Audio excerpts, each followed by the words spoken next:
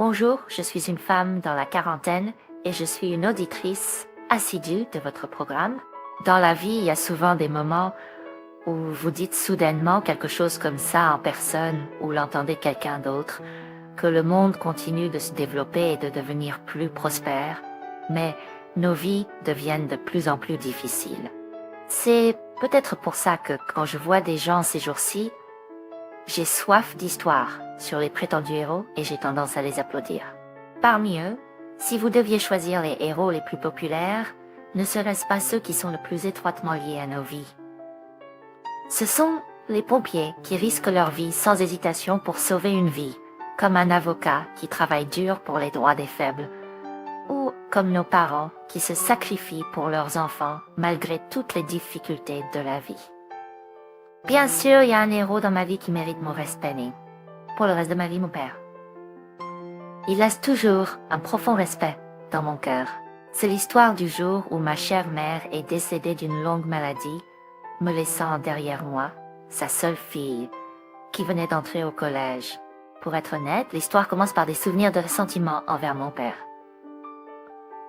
Était-ce parce que mon père était toujours en déplacement, ne s'occupant pas de la maladie de ma mère et nous négligeant à la maison? Ce n'était pas du tout comme ça. Mon père aimait ma mère avec la plus grande sincérité, au point où moi, en tant que sa fille, je me sentais parfois jalouse. Et même si notre famille n'était pas aisée, il était un modèle de chef de famille dévoué à sa famille. Cependant, voir mon père comme ça m'a donné un sentiment de trahison encore plus grand lorsque j'ai perdu ma mère du jour au lendemain. À partir du moment où ma mère est décédée pendant ses funérailles, mon père n'a montré aucun moment de tristesse. Il a accueilli les invités aux funérailles avec un visage souriant et est même allé à chaque table des personnes en deuil pour partager un verre, comme s'il était ivre. C'était le printemps où j'avais juste 13 ans. En tant que jeune enfant, les actions de mon père étaient complètement incompréhensibles pour moi. « Papa, pourquoi es-tu comme ça? N'est-ce pas un peu trop? Es-tu très en colère contre moi, Suzanne? Alors, comment ne pas être en colère? Es-tu venue présenter condoléances à l'enterrement de quelqu'un d'autre? Même si c'est l'enterrement d'un parent, ça ne peut pas être si mauvais. C'est l'endroit où je dis au revoir à ma mère pour la dernière fois. Mais comment peux-tu sourire comme ça dans un tel endroit? Comment peux-tu même boire de l'alcool? À ce dîner, papa était tellement distrait que je n'ai pas pu faire attention. Bien sûr, tu es hors de toi. Tu as déjà bu quelques verres aujourd'hui. Mais je suis contente. Ça a dû être très difficile, mais tu as encore l'esprit pour être en colère contre ton père. Mais quand même, va te coucher tôt ce soir. Demain, c'est l'enterrement de ta mère, donc nous devons nous lever à l'aube. Tu sais, demain c'est l'enterrement de maman. Ce soir, c'est la dernière fois que je passe du temps avec mon père et ma mère. Papa, n'est-ce pas du temps perdu? Ma mère n'est plus là. Même si je veux la voir, je peux pas. Même si elle me manque, je ne peux pas la serrer dans mes bras. Suis-je le seul à être triste? J'ai l'impression que mon cœur va exploser rien qu'en y pensant. Mais comment cela a-t-il pu arriver? Un invité est arrivé, devrions-nous lui dire bonjour ensemble? Après avoir parlé, mon père accueillit l'invité avec un sourire et a partagé un autre verre avec elle. Au final, je me suis demandé, est-ce que mon père n'aimait pas ma mère? Tout l'amour qu'il a montré en tant que père de famille exemplaire envers ma mère et moi était-il un mensonge? J'ai fini par douter. Mon père, qui n'avait pas semblé triste jusqu'au moment où il a placé ma mère dans son ossuaire, a finalement craqué. En secret, dans un coin de l'ossuaire où personne n'était présent, il pleurait en se tenant à Monsieur Carpenter, un ami de longue date. Je suis tellement désolée pour Anna. Que devrais-je faire? Elle est encore jeune. Il y a tellement de choses précieuses dans ce monde. Il y a tellement de choses que je n'ai pas pu faire pour elle encore. Si elle part en vain comme ça, je me sens tellement pathétique et impuissant. Que devrais-je faire? Reprends-toi. Pourquoi fais-tu ça, en sachant que si tu t'effondres comme ça, Anna ne pourra pas partir en paix? Je suis le premier amour d'Anna. Je suis son mari. D'accord, je comprends. Non, honnêtement, ce serait une douleur difficile à imaginer pour moi, mais tu as bien tenu jusqu'à présent. Alors, pleure devant moi maintenant. Au lieu de ça, surmontons cela et soyons courageux à nouveau devant Suzanne. Tu le veux, Suzanne. Elle est encore jeune et elle n'a que toi maintenant. Oui, même quand c'est dur, je dois sourire. Même quand je suis triste, je dois être résolu. Parce que je suis le père de Suzanne. En observant en secret mon père pleurer encore un peu plus longtemps, je me suis rendu compte que mon père était tout aussi triste et dévasté que moi. Il a dû endurer cela parce qu'il était un mari et un père. C'était une courtoisie pour transmettre sincère gratitude en tant que mari aux personnes en deuil. Les personnes en deuil qui ont fait la difficile visite pour commémorer le dernier voyage de ma mère ont été accueillies avec un sourire et leur ont été offerts des boissons. D'un côté, il a fallu du courage pour qu'il soit là et qu'il soit fort pour sa jeune fille à qui elle a perdu sa mère. Jusqu'au moment où ma mère est partie pour toujours, la personne la plus triste au monde était mon père lui-même. Grâce à lui, j'ai réalisé à quel point j'avais été stupide de nourrir de petites rancœurs envers mon père quand j'étais jeune. Mais la grandeur de mon père ne s'arrêtait pas là. Au moment où je m'étais habituée à l'absence de ma mère, j'ai découvert par hasard le journal intime de mon père, qui contenait une lettre déchirante à ma mère. « Anna, ça va aller. Tu n'as pas à t'inquiéter. Tu es partie, mais je suis toujours là. L'amour que tu n'as pas pu transmettre à Suzanne, je le transmettrai en ton nom. Je deviendrai un père fort pour que Suzanne ne se sente pas vide sans sa mère. Je ferai de mon mieux pour devenir un adulte plus fort. Je promets avec tout ce que j'ai mon amour pour Anna et la mère de Suzanne. » Mon père a fait ça pour moi. Il m'a donné une affection si aimante que je peux dire en toute confiance que je n'ai presque pas ressenti l'absence de ma mère. Mais il ne m'a pas non plus épargné une discipline stricte parfois. Entre-temps, il a lancé sa propre entreprise parce qu'il s'inquiétait que je grandisse en connaissant des difficultés financières. Et après avoir fait de son mieux, jusqu'à ce que 3 corps ne suffisent plus, il est devenu propriétaire d'une entreprise prospère à part entière.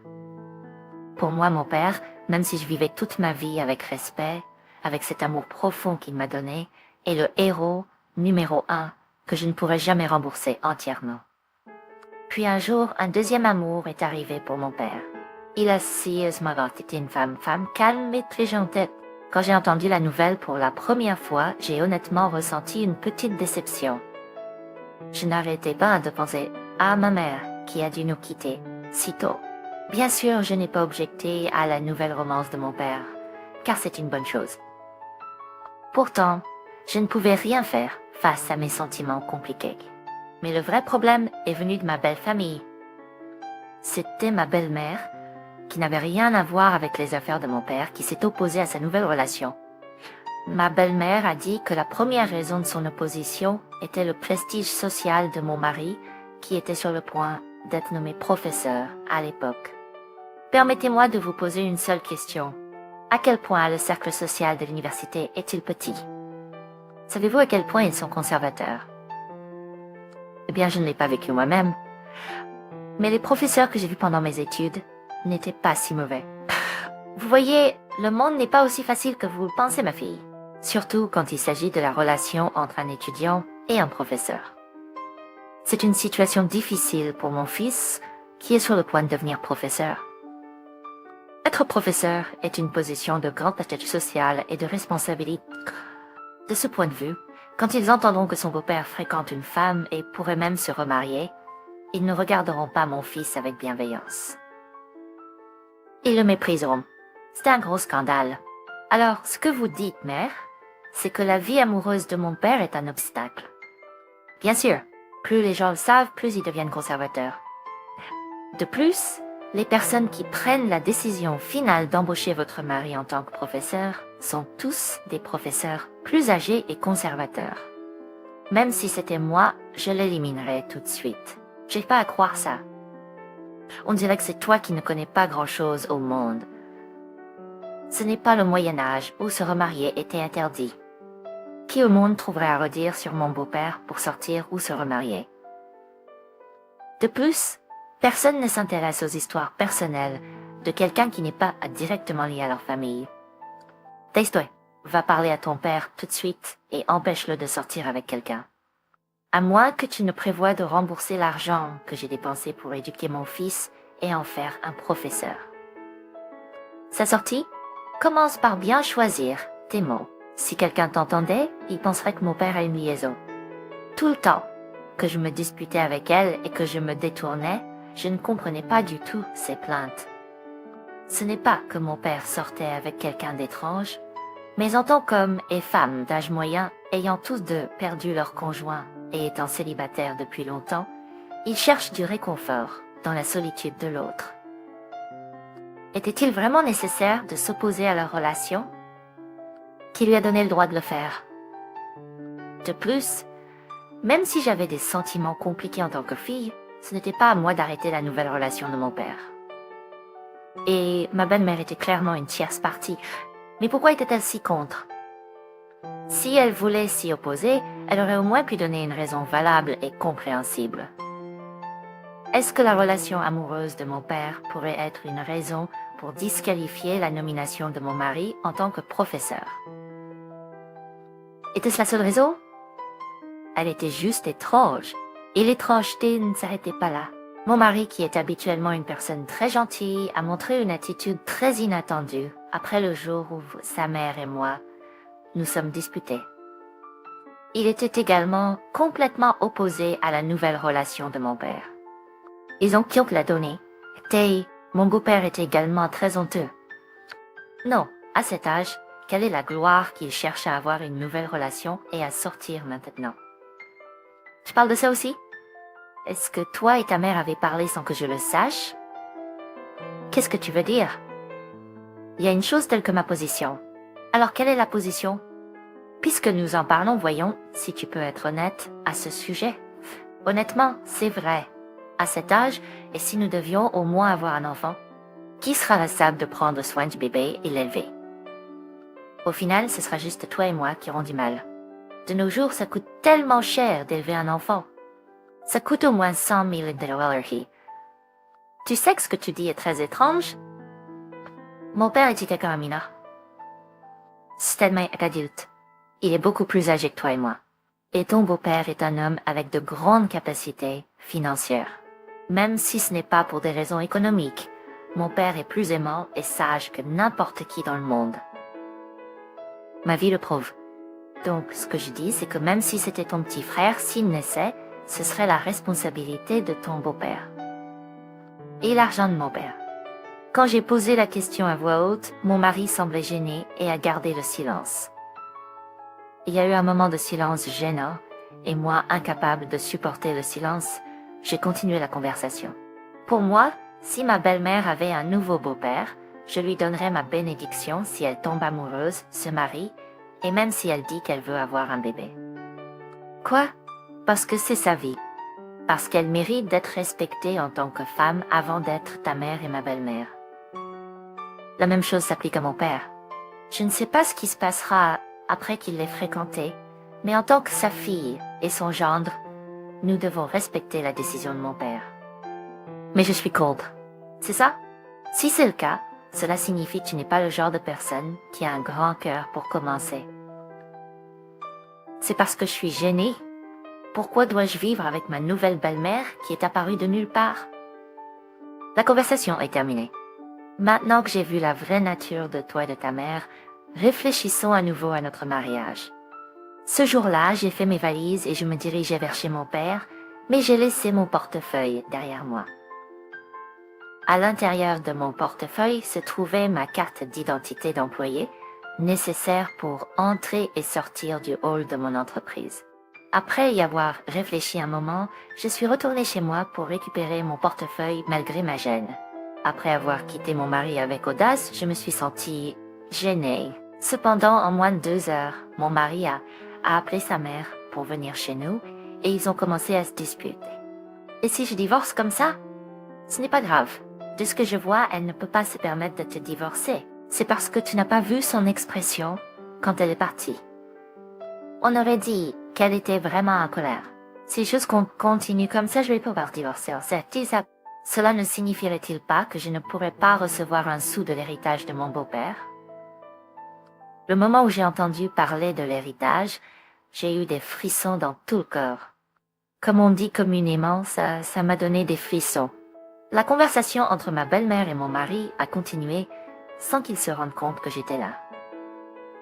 C'était bien plus choquant que je ne l'aurais imaginé. Réveille-toi. Penses-tu que j'ai dépensé un sou ou deux pour te faire professeur? Quoi qu'il en soit, maintenant que tu ne peux pas devenir professeur, je n'aurai pas d'autre choix que de sucer chaque centime de l'argent du père de Suzanne. Et plus tard, quand il mourra, tu pourras utiliser l'héritage pour compenser. Alors pourquoi, si proche d'être nommé professeur, n'as-tu pas peur et conduis-tu en état d'ivresse? Oh, pourquoi cette histoire revient-elle ici? Ce qui est important maintenant, c'est l'histoire de mon beau-père. Tu ne peux pas continuer à t'opposer à des choses comme ça, à sortir avec quelqu'un et à t'y opposer aveuglément. Et si je n'objecte pas, maintenant que ta femme est fille unique, tous les biens de la famille deviendront les tiens à l'avenir. Mais que se passera-t-il si ton beau-père se remarie? À ce moment-là, le premier héritier ne sera pas ta femme, mais cette femme qui épousera ton beau-père. Même dans ce cas, s'ils ont un bébé, le reste de l'héritage devra être partagé en deux. Alors que dois-je faire? Si tu continues à t'y opposer, je finirai par divorcer. Mais si je laisse mon beau-père tranquille, je finirai comme tu l'as dit, plutôt que de vivre de son argent. Tu sais que c'est compliqué d'une manière ou d'une autre. Pour l'instant, je rencontrerai à nouveau ta femme demain. Si elle n'ose pas élever la voix devant sa belle-mère, elle sera comme une souris. Et mon beau-père? Devrions-nous au moins piéger et arrêter la femme avec qui il sort, comme une fille de bar qui cherche l'or, et l'empêcher de sortir ou d'épouser mon beau-père? De nos jours, on parle beaucoup de savoir s'il s'agit d'une photomposite ou d'une vraie chose. Y a-t-il quelqu'un autour de toi qui connaît les ordinateurs? Oh oui, il y en a un. Il y en a un parmi mes camarades de fac. Mais va-t-il essayer de faire quelque chose de dangereux comme ça? Dis-lui que tu lui paieras beaucoup d'argent, à condition qu'il garde le silence pour le reste de sa vie. Quelle langue dans le monde peut pleinement capturer ma colère et mes sentiments de trahison à ce moment-là? Mes dents claquaient et tout mon corps tremblait de fureur. C'était pas suffisant. Cependant, si je commençais à jurer sans discernement, même si j'essayais d'utiliser tous les jurons que je connaissais, ce n'était pas suffisant. J'ai juste écouté cette histoire et je suis tranquillement partie de la maison. Le sentiment était comme si je voulais me précipiter et tout retourner. Mais la raison pour laquelle je ne l'ai pas fait était que même si je renversais la situation, cela ne satisferait même pas la moitié de ma colère. Je voulais donner à ces deux ordures avides une véritable éducation de la vie, avec un goût plus lourd et plus puissant de la médecine. Je suis restée avec mon père pendant un moment, coupant complètement les contacts avec mes ex-beaux-parents et passant mes journées à chercher les meilleures, vraies et amères leçons à leur donner. Mon père ne m'a jamais demandé. Il m'a juste donné de la force avec ces mots. Suzanne, même si le monde entier t'abandonne, ton père sera toujours de ton côté. Alors n'hésite pas à y penser. Si tu es inquiète et que le moment vient où tu as besoin de ton père, n'hésite pas à demander de l'aide. Ce père est ton bouclier le plus fort et plus fort. Mais même avec mon père à mes côtés, mes inquiétudes ont grandi. Parce que le choc était si grand, j'ai eu du mal à l'accepter. Mais la personne qui m'a rattrapée était, de manière inattendue, la femme qui était en relation sérieuse avec mon père. Elle s'est infiltrée en moi comme une peinture blanche pure se diluant dans de l'eau claire. Mais peu importe la clarté de l'eau et la blancheur de la peinture, quand les deux sont mélangés, cela finit par se voir, n'est-ce pas? C'était le cas entre la femme et moi. Bien sûr, mon intention était de respecter la vie de mon père. J'ai accepté la relation entre les deux, mais en tant qu'enfant de ma mère bien-aimée, je ne pouvais m'empêcher de ressentir un certain malaise. Parce qu'elle a remplacé le côté de ma mère que j'aimais et s'est tenue aux côtés de mon père. Elle semble être consciente de mon malaise. Je dois mettre mal à l'aise, n'est-ce pas? Est-ce une idée? Puis-je être honnête avec vous? Elle a acquiescé et j'ai continué. En fait, c'est un peu compliqué. C'est pas que je ne respecte pas la vie de mon père, et ce n'est pas que je ne vous apprécie pas. Mais je ne suis pas sûre si vous aimez mon père autant que ma défunte mère. Peut-être que je ne l'aime pas autant que votre défunte mère. Elle m'a regardé avec compréhension et a répondu, comme j'ai vécu plus longtemps que vous, j'ai eu plus de temps pour aimer votre père.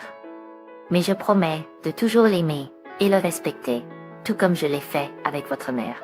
Il semble que peu importe le temps qui passe et qui atténue la personne qui est partie quand il n'y avait rien à faire pour la personne que nous aimions, nous ne pouvions pas pleinement exprimer nos sentiments pour notre mère décédée. Donc, je vous comprends très bien maintenant. J'ai moi aussi perdu quelqu'un que j'aimais. Je n'ai pas pu dire un mot. Et donc, je ne vais pas vous demander de m'accepter. Je ne mentirai pas en disant que j'aime votre père autant que votre mère. Alors pourquoi diable êtes-vous avec mon père? Après votre mère, Suzanne, et les parents de votre père qui l'ont mis au monde, je suis la personne qu'il aime le plus au monde. Pendant un moment, cette pensée m'a traversé l'esprit. Le père romantique a très bien rencontré la femme romantique. S'il ne reste qu'une seule personne dans ce monde pour combler le vide laissé par ma mère, cette femme, pas moi. Après avoir pris ma décision, je suis allée directement à l'ossuaire de ma mère, et je me suis vantée, comme le journal des promesses que mon père a écrites à ma mère. C'est mon papa finalement tous une bonne personne. Elle n'a peut-être aimé papa autant que toi, maman, mais elle l'aime autant que toi, maman. Je vais bien maintenant aussi. J'ai l'impression que je peux bénir librement la nouvelle vie de mon père. Alors maman, tu peux te reposer sans t'inquiéter de quoi que ce soit. Tu t'es beaucoup inquiétée pour papa au paradis tout ce temps, n'est-ce pas? Et cette nuit-là, elle est apparue dans mes rêves pour la première fois depuis sa mort. Ma mère, qui avait l'air très détendue, a souri joyeusement et a béni la nouvelle vie de mon père. Elle était inquiète que mon père soit veuf pour le reste de sa vie, mais maintenant que le fardeau s'est allégé, s'il te plaît, dis merci à la femme. Comme prévu, ma mère était une personne merveilleuse pour que mon père tombe amoureux. Mais à l'époque, je n'ai pas pu dire à mon père les mots de gratitude de ma mère. Mon père a souffert d'une appendicite aiguë et a dû subir une opération d'urgence. Mon père, qui était assez âgé, s'est rapidement rétabli grâce aux soins dévoués de la dame. Les voir ainsi m'a rappelé ma mère et mon père chuchotant leur amour. C'était le moment où j'ai profondément accepté ma belle-mère comme ma mère. Mais un courrier recommandé a été livré à mon père qui venait de sortir de l'hôpital. C'était une photo prise par ma belle-mère et mon mari en suivant secrètement ma belle-mère. C'était une fausse photo créée en combinant des photos d'une fille de bar débauchée. Ils voulaient ruiner la relation de ma future belle-mère avec mon père en l'accusant faussement d'être une fille facile et une profiteuse afin de pouvoir en profiter. Ils pouvaient profiter du fait que je suis sa seule fille en volant l'héritage de mon père et en vivant de son argent, finissant par tout prendre à l'avenir. Ma future belle-mère était tellement choquée qu'elle a failli s'évanouir, alors j'ai dû les protéger tous les deux. Papa non, père et mère, ne les croyez pas.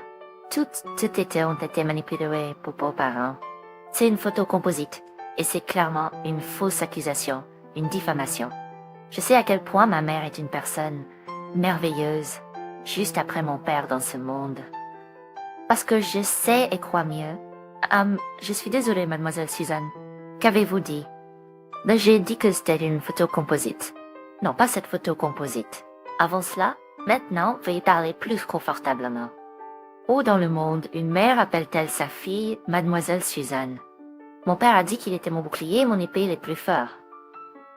Plus maintenant. Désormais, je serai votre épée et votre bouclier pour vous protéger tous les deux. Quelques jours plus tard, le jour de la vengeance a enfin commencé. Mon père et moi avons d'abord appelé ma belle-mère et mon mari en nous assurant qu'ils ne remarquaient rien. J'ai envoyé un message texte disant que je voulais régler mon héritage et les remerciant d'avoir attrapé la profiteuse tôt avant que nous ne perdions presque tout notre argent. Ils se sont excités et sont venus en courant quand ils sont arrivés à Iga, mon père, moi et Monsieur Carpenter, tous habillés en costume. Le jour des funérailles de ma mère, c'était lui que mon père tenait dans le coin de l'ossuaire et pleurait. Il avait été l'ami de mon père pendant des décennies. Ma belle-mère et mon mari ont pensé que Monsieur Carpenter, habillé en costume, était un avocat qui authentifierait le testament. Ils sont devenus coquets et excités. La première à parler a été ma belle-mère, demandant la valeur totale des actifs de mon père, y compris les actions de l'entreprise et les biens personnels. J'ai demandé si c'était important de savoir combien valait la richesse de mon père et si son appendicectomie s'était bien passée et comment était sa santé. Elle était sans gêne, sans rien dire. Ce n'est qu'alors que ma belle-mère, avec une expression surprise, semblait s'inquiéter de problèmes éventuels avec l'héritage. Elle y espère en faisant tout un scandale. Parce que je suis fille unique, tous les biens de mon père iront finalement à ton fils. Ou peut-être que tu veux faire de ton fils un grand professeur d'université et rendre tout l'argent. As-tu dépensé tout cet argent pour son éducation en profitant des finances de mon père? Quoi? Pourquoi tu en parles soudainement? On dirait que tu essayes de le nier, alors parlons-en ouvertement maintenant. J'ai aussi demandé à Trey, mon mari, as-tu bu et conduit? As-tu raté l'opportunité de devenir professeur à cause de ça? Ben, pourquoi tu accuses soudainement une personne innocente? Ne m'en passe. Je dis ça parce que j'ai tout entendu. Pourquoi tu répètes ça sans cesse? J'ai jamais rien fait de tel. Tu es sûr? Le jour où j'ai quitté la maison et suggéré qu'on reconsidère notre mariage, quelles étaient toutes les histoires que toi et ta mère discutiez dans ma chambre? Je ne sais pas. On n'a jamais fait ça, n'est-ce pas, maman? Sois honnête. Ça vous évitera à toi et ta mère d'être humiliés ici. Parce que c'est la seule façon. Je dis non, mec. As-tu des preuves? Are you preuves? Bien sûr que non. Ce jour-là, le sentiment de trahison était si profond dans mes os que je n'ai même pas pensé à enregistrer. Ce n'est que plus tard que j'ai essayé d'obtenir une copie de ton dossier de conduite en état d'ivresse et que j'ai découvert que c'était illégal selon la loi sur la protection des renseignements personnels. Tu vois, tu fais tout un foin pour rien. Au lieu de n'avoir aucune preuve, il y a un testament.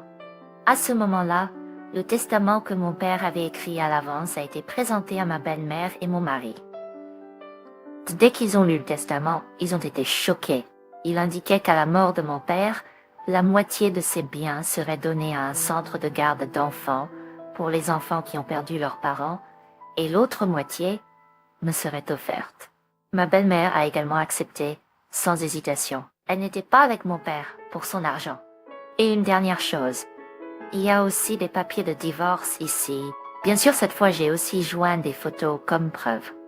Je t'ai bien amusé tout ce temps sans que je le sache, n'est-ce pas? Ensuite, j'ai jeté des photos à mon mari et à ma belle-mère. Dès que cela s'est produit, mon mari n'a pas pu s'empêcher d'être choqué à nouveau et a commencé à trembler. Il y avait des photos qui montraient clairement mon mari entrant et sortant de bars et de motels avec d'autres femmes. Oh non, c'est pas moi, chérie. Non. Père, c'est pas moi. Fais-moi confiance, maman. Tout cela n'est qu'un mensonge. Ce sont des photos composites, n'est-ce pas? Es-tu sûr que ce sont toutes des photos composites, tout comme la photo que tu as prise pour faire passer ma belle-mère pour une fille de bar? Mon mari avait l'air choqué. J'ai entendu dire qu'un de tes camarades de fac est doué en informatique. Penses-tu que je suis venue ici sans savoir que tu as fait une photo composite de ma belle-mère et l'as envoyée chez mon père, à condition qu'il garde le silence à ce sujet pour le reste de sa vie? Sûrement, tu as tout entendu jusqu'à ce point. Maintenant que tu es inquiet, penses-tu que tu devrais avouer? La façon dont tu te présentes et la façon dont tu vis dans le monde sont complètement différentes. Tu es tellement ignorant de la vie correcte dans ce monde. Ensuite, ma belle-mère, qui observait la situation, a commencé à s'agiter. D'accord, mon fils a perdu son poste de professeur à cause de la conduite en état d'ivresse. Et alors? À quel point es-tu innocent? Comment oses-tu insulter quelqu'un de cette manière juste parce que tu as de l'argent? Je vais vous poursuivre tous en justice. C'est une insulte, ouais? Eh bien, il peut être difficile de nous poursuivre pour cela, je pense. Si je ne peux pas porter plainte, je vais simplement placer une grande annonce dans le journal selon laquelle un certain petit entrepreneur abuse de l'argent en harcelant et en prenant des photos de personnes innocentes et en créant des photos composites prétendant faussement avoir des preuves dans un divorce. Voyons si cette entreprise peut continuer à prospérer. Même si tu n'as pas la bonne mentalité, parlons honnêtement. Nous n'avons jamais harcelé ni pris de photos de ton fils, mais simplement utilisé les photos de ton fils que j'avais pour prouver que les photos peuvent être manipulées. Mais c'est vous qui avez réellement pris des photos de ma future belle-mère, n'est-ce pas? Elle avait l'air surprise par cela. Et à ce stade, devrais-je te dire un fait amusant? Je parle de la personne qui était avec nous plus tôt. Ce n'est pas l'avocat qui notariera le testament. C'est un journaliste qui est venu nous aider à la demande de mon père, qui est le meilleur ami de notre famille depuis des décennies. Toi, fais attention à ce que tu dis, car nous sommes ceux qui détiennent le pouvoir sur ton destin. Nous, carrément, avons déjà décidé le titre de l'article du journal. Choquant.